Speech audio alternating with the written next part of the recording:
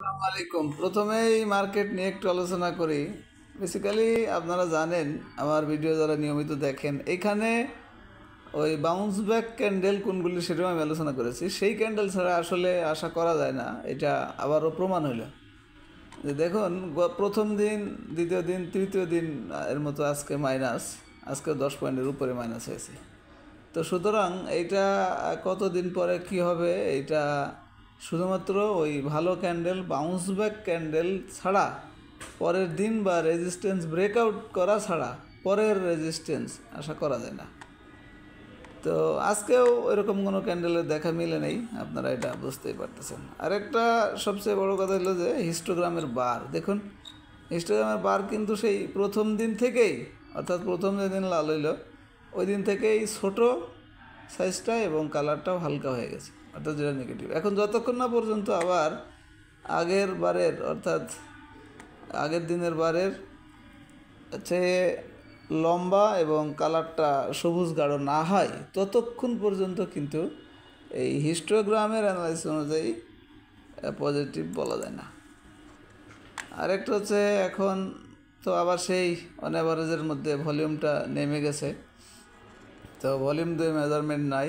আর বেশির চেয়ে বেশি যদি দেখতে চান তাহলে দুইটা ইন্ডিকেটরের সেল সিগন্যাল, যেটি এখনও আসে নাই। মুভিং অ্যাভারেজ 14 দিন, এর বর্তমান ভ্যালু দেখতে পাচ্ছেন 5218, আর প্রাইস হলো 5236। তো এটার নিচে 18 নিচে নামলে মুভিং অ্যাভারেজ 14 দিন ইন্ডিকেটর অনুযায়ী সেল সিগন্যাল হবে। আরেকটা হচ্ছে ম্যাকডি। তো ম্যাকডি ব্লু রেখাটা অরেঞ্জ রেখার নিচে নামে সেল সিগন্যাল হবে, সেটি কিন্তু এখনও ব্লু রেখাটা অরেঞ্জ রেখার উপরেই অবস্থান করতেছে, এটাও আপনারা দেখতে পাচ্ছেন। আর গতদিনও যেটা বলা হয়েছিল, এবং যেই রেজিস্ট্যান্সটা বারবার টাচ করে ঘুরে আসছিল 4-5 বার ধরে, 40 এবং তার আশপাশ। তো আজকে 40 স্পেসিফিক করে না বললেও আজকে দেখুন 236।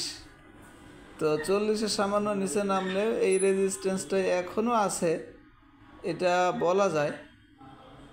তো দেখতেই পাচ্ছেন এই যে টপগুলো, এই টপগুলোর নিচে নেমে পড়লে তখন কিন্তু 40-এর আশপাশ, তো এখনও মানে সাপোর্টটা আছে, সাপোর্টটা ভাঙে নাই সেটা বলতে পারেন, যদিও 40-এর নিচে নামছে। তো বডি ধরলে নামে নাই, শ্যাডোগুলোর হয়তো কিছু নিচে নামছে। যাই হোক, এই সাপোর্টটাই স্ট্রং সাপোর্ট, এখান থেকে অবশ্যই ঘুরতে হবে যদি সেইটা মার্কেট উপরের দিকে যেতে হয়। এটাই হলো সবচেয়ে বড় অ্যানালাইসিস। এখন হচ্ছে আমি যেটা দেখাবো এই সার্চ রেজাল্টগুলো। এখন সার্চ রেজাল্টগুলো দেখায় কি লাভ, সেটা আপনারা দেখতে পেয়েছেন, যে টপে গিয়ে দু একটা দেখলেও সেটা বুঝতে পারবেন। আমি এটা দেখাবো, তবে তার আগে সার্চ রেজাল্টগুলো দেখাই দিই। যাদের ভিআই মেম্বারশিপ নেওয়া নাই তারা তো সার্চ দিয়ে দেখতে পান না। এখন তো মার্কেট একটা 40 পর্যন্ত আপনারা জানেন, তো সুতরাং একটা 20-25-এর দিকে সার্চ দিয়ে যে রেজাল্ট আসে, ওই রেজাল্ট থেকে কিনলে কেমন হয় সেটা আমি একটু দেখাবো। তবে বি ক্যাটাগরিজ থেকে রানিং আইটেম এটা একটু দেখাই দিই। 17টা স্টকের নাম আসছে দেখুন। তো হল্টেড কিছু কিছু যে হইতেছে জেড ছাড়া, বাকি কিন্তু এইগুলি থেকেই হয়, এনগালফিং থেকে, না হয় আপনার জেড ক্যাটাগরিজ, অথবা ওই যে পজিটিভ কারেকশন, এইগুলি। তো আজকে দেখুন সেটি এইচআর টেক্সটাইল, এটা বি ক্যাটাগরিজের মধ্যেও গতদিন আসছিল, আবার এনগালফিংয়ের মধ্যেও আসছিল, এটা আপনারা জানেন। তো আমাদের অফারটা নিতে চাইলে 2 বছরে 3000 টাকা, 3600 টাকা ছিল, 600 টাকা ডিসকাউন্ট দিয়ে উপরের নাম্বারে যোগাযোগ করবেন। এরপরে ফরচুন দেখুন, এটাও কিন্তু খুব সুন্দর মতো ক্যান্ডেল বলেন বা এনগালফিং গতকালকে আসছিল। বি ক্যাটাগরিজ থেকে জেডগুলি আসলে ওই বি ক্যাটাগরিজের ওই সার্চটা দিয়ে জেডও বের করা যায়, শুধু ক্যাটাগরিটা চেঞ্জ করে দিলে। তো আশা করি বুঝতে পেরেছেন। ধন্যবাদ সবাইকে, ভালো থাকবেন। আসসালামু আলাইকুম।